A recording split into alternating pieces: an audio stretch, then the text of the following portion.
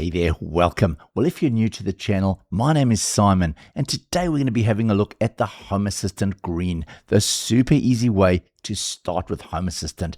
Now, a while ago, I ran a survey, and 69% of my audience said that they would recommend Home Assistant as a starter home automation system if you were to choose one. So today what we're going to do is have a look at this package. It's called the Home Assistant Green, and for less than $200, you can buy this, plug it into your router, give it power, and you're away. All you need to do next is download the app and connect your devices. So we're going to have a look at a step-by-step process of how to set this up, understand what the Home Assistant Green is, and give you some starter tips. Now, just to be upfront, Seed Studio did send this device to me free of charge for the review, but they've not paid me any money and they have no control over what I'm about to tell you. Home Assistant Green is a plug-and-play smart home device that can control pretty much any device that you can imagine. This product has been designed and created by Nabocasa and is available for purchase for $199. If you follow my videos, you'll see that virtually anything can be connected to Home Assistant, especially if you use the HACS, which is the Home Assistant Community Store. Out of the box, Home Assistant can communicate with Wi-Fi devices on your network, but if you'd like to connect to Zigbee devices, it's worth purchasing the Home Assistant ZBT2 Zigbee controller. The Green offers a 1.8 GHz quad-core ARM processor with 4 gigs of RAM and 32 gigs of eMMC storage. The package includes a 12-volt DC 1 amp power supply, and it runs on super low energy consumption. At idle, it's only using 1.7 watts and under load up to 3 watts. Comes in a sustainable looking package. The Green itself has got this translucent cover so you can see what's going on the side, which I love. On the rear side, we've got this massive black heat sink, and this is basically passively cooling your device, so no fans, which could be noisy or suck dust through the internals of your machine. On the rear side, we have the barrel jack for power. We have 2 USB ports. These can be used for expanding the device, such as adding on a Zigbee radio so that you can connect to Zigbee devices. You've also got the HDMI port. This is not generally used, but you can plug it in if you want to see the logs as you start your system up. We also have an SD card slot. This is not generally needed, but it can be used in case of needing to recover the device. We have a reset button, and we have our Ethernet port. Along with that, we have some warranty and safety information.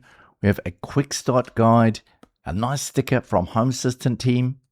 The included power supply has an adapter for basically any part of the world you might be.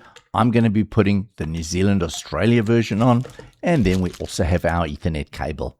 So to get started, all we do is plug in our power supply and our Ethernet cable. The other end of the Ethernet cable can go into any of the spare ports on your home router.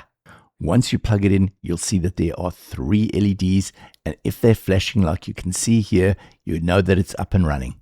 So I've downloaded the Home Assistant app on my phone, and all we do now is open up the app and select Connect to Home Assistant, and now what it'll do is it'll search for the Home Assistant on our network. There we go, it's found our server, and now we can select Connect.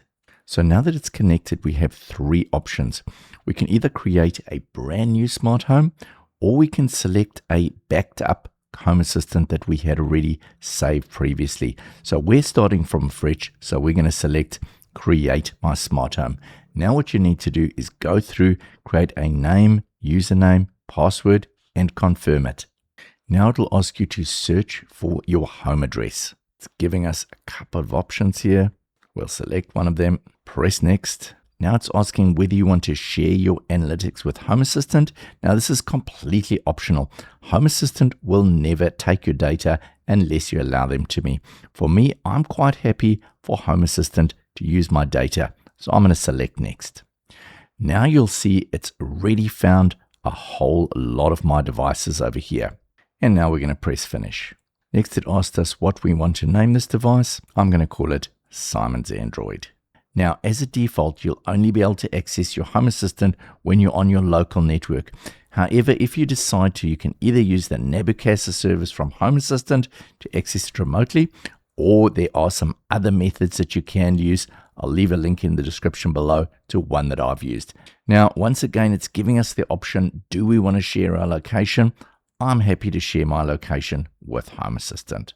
Next, it's asking us to select whether we want to secure the remote connection. So we could select yes and next.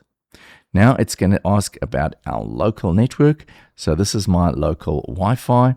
We'll go next. Now you can see it started up with a default dashboard. Now I'm going to switch over to the browser because it's easy to demonstrate to you.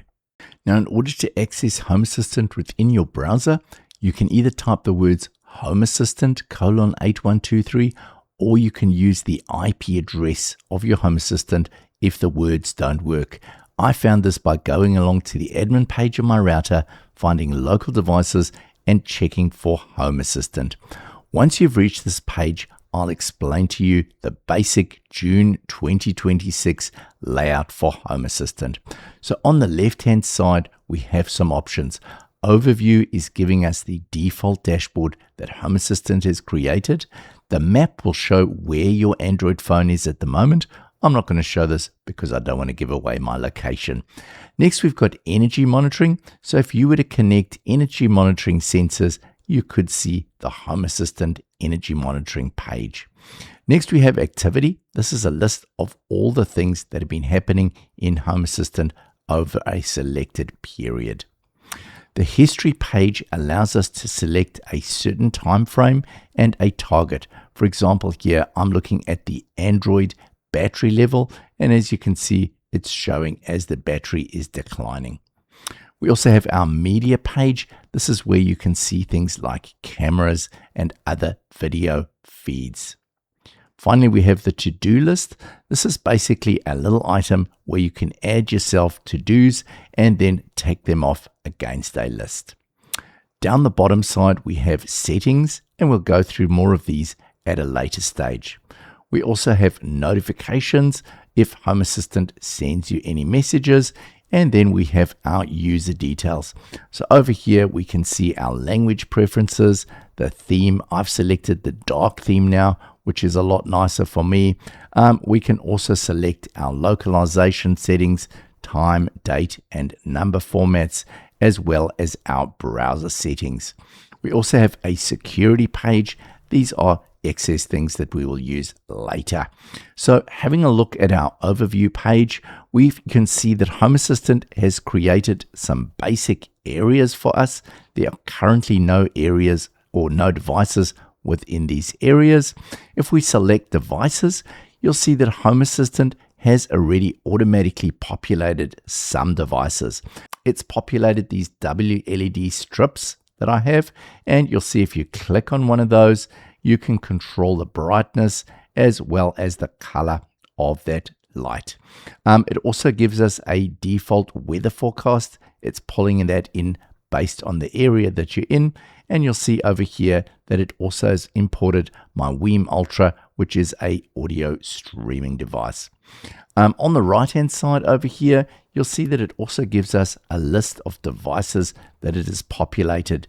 These are devices that Home Assistant has found within my network, but it hasn't actually added them to Home Assistant yet. Also under the summaries, we see a summary of our lights, our media players, asks us or tells us if there's any maintenance required, including batteries that may be topping up, and we have our weather over there. As a final part of the setup video, I'm going to show you how to create a basic automation to turn some lights on when the sun goes down. Now, the first thing I want to do is have a look at the devices that were automatically connected up to Home Assistant. You'll see I've already given this one a name as bathroom light, but let's select this one over here. Now, I know this one is in the living room, so I'm going to select the settings button over there, and I'm going to give it the name living room light. Next, we want to select an area. So we're going to say use device area, change the device area in the settings. So the area I want this is in the living room. Now I can hit the update button. To create the automation, we go to settings, automations and scenes, and we create an automation. Select create a new automation. Now in the new automation, you'll see that we've got 3 items here. We've got a trigger, which is the when. So this is where we're going to look and see whether the sun is going up or down. Next, there's a condition. We're not going to worry about this because we're doing a really basic automation. Finally, it's the then do. So this is the action to turn the light on. So what we're going to do is select the trigger, add trigger, and it's a time trigger. So sun comes under time. There we go. We can select the sun, and we're going to say when the sun sets, we want to do something. So the do we want to do is called the action. So we select add action, and we want to turn a light on. So we select lights, and we select turn on the light. Now we need to add the target. So we need to tell it which light to turn on. So we select add target, and there is our living room light. So we select that. Now you can see that we could actually have a transition. So we could tell it to slowly turn the dimming up, or we could also change the color temperature or the brightness of the light, but I'll leave these all alone for now. So now we can save it and give it a name. Now before we go, remember that Home Assistant has discovered a whole lot of other devices. So if we go here to settings and devices, this is where you'll see all of those devices that it has discovered. Now those 3 WLED devices were added automatically to Home Assistant, but most devices will appear up as discovered, and you need to actually add them before that you can use them. So for example, here is a Shelly relay. I can select add, and it will say, do you want to set up the Shelly? I'm going to say yes, I do, and I'm now going to give it a name. Well, I hope you've enjoyed this introductory video showing you how easy it is to get started with a Home Assistant Green.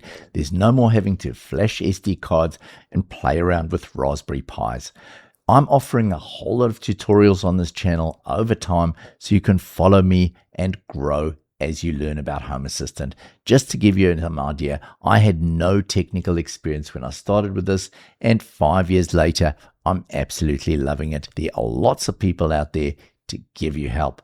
Please let me know what you thought of this video, if Home Assistant is something that you'd be interested in doing, and I hope you've enjoyed this video. If you have, please like and subscribe, and I'll see you again next time. Bye for now.